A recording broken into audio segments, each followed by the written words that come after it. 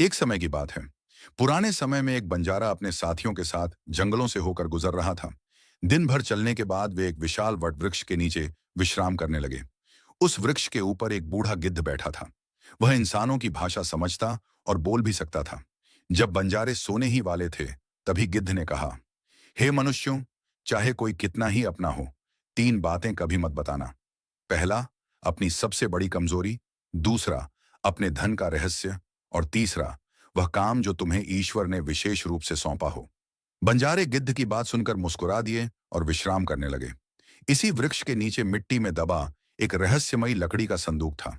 एक बंजारे को उसमें कुछ हलचल महसूस हुई। उसने साथियों से कहा, मुझे लगता है यहाँ कुछ छिपा हुआ है। उन्होंने मिट्टी हटाई तो एक लकड़ी का संदूक निकला। जब संदूक खोला तो सभी चौंक गए।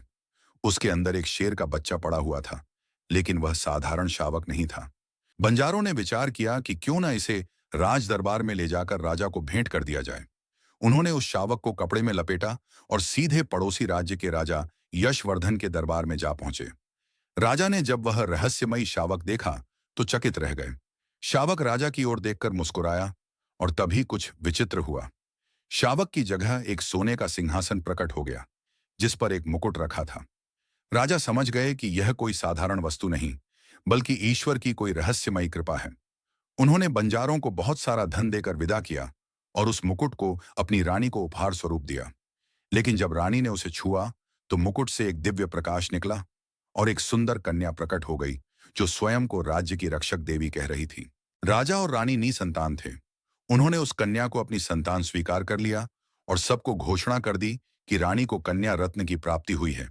नगर में उत्सव मनाया गया और वह कन्या बड़ी होने लगी। कई वर्ष बाद जब वह विवाह योग्य हो गई, तो राजा यशवर्धन ने आसपास के राज्यों में संदेश भेजा कि जो युवक उस कन्या के दिव्य रहस्य को समझ पाएगा, वही उसका वर बनेगा। इधर एक युवा योगी जो हिमालय में साधना कर चुका था, राजा के दरबार में आया।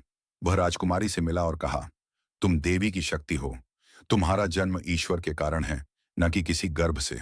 तुम इस राज्य की रक्षक बनो, पत्नी नहीं। राजा और रानी को याद आया गिद्ध की सीख, जो ईश्वर का कार्य हो वह किसी से न बताओ। और उन्होंने उसी क्षण राजकुमारी को राज्य की संरक्षिका घोषित कर दिया। कहानी यहीं समाप्त नहीं होती, पर आज की सीख यही है, कभी भी अपनी कमजोरी, अपने गुप्त धन और ईश्वर द्वारा